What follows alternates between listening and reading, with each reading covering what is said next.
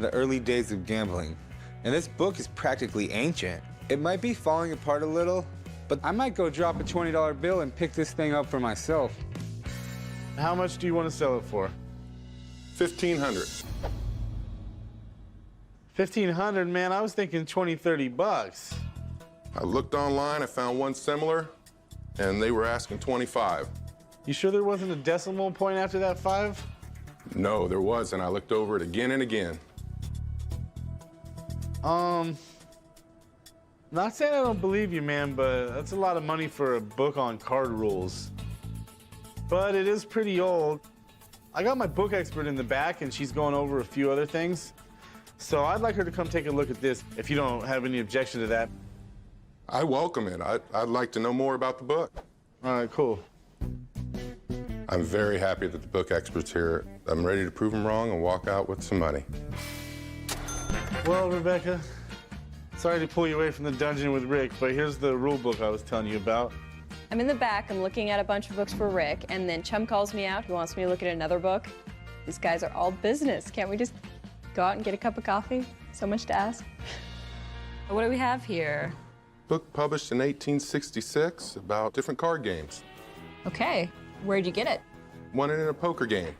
You won a card book in a poker game? Yes, I did. All right, well, let's take a look at it then. So this is just a great example of one of those how-to books that they had in the 19th century. These things were really popular because there wasn't a great educational system, so then you get all these how-to books, how to be a gentleman, how to cook, how to clean, how to play cards. Is a book like this actually collectible? You know, it's not a first edition Huckleberry Finn, but there are people who really love collecting gambling books, so there is a market for it.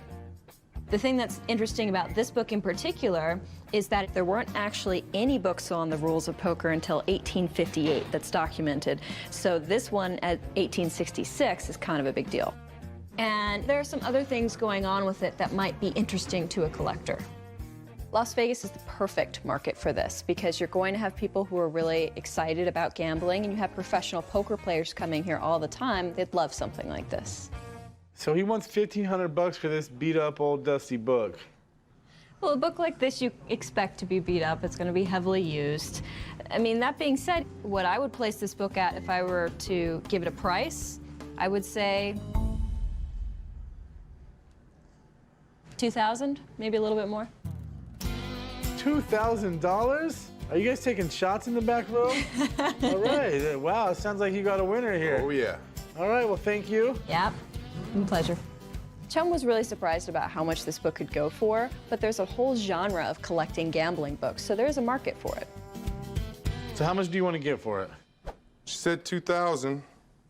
How about 1,800? I'm not going to go that high.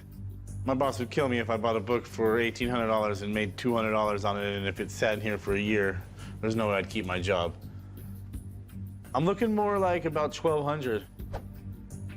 That's too low. It'd be an easy sell. It's not as easy as you think. I think it is. You're in Vegas. If this was first Tom Sawyer, I could put this in this case and it would be gone tomorrow. But it's a specialized book on gambling, so give me a more realistic number that I could work with, man. 1,600. If you can come down just a little bit more, maybe 1,350, you know, I could definitely make a deal with you. Make it 14, you can go write it up.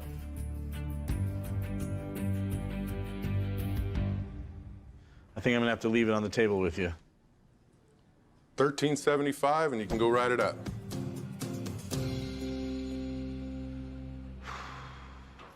I'm not gonna beat you up over $25. That's a deal. Lucky for me, I got a good deal on the poker book.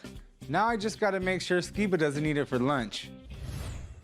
Hi. Hey, how can I help you? What do we got here? So I have here what is considered the first written history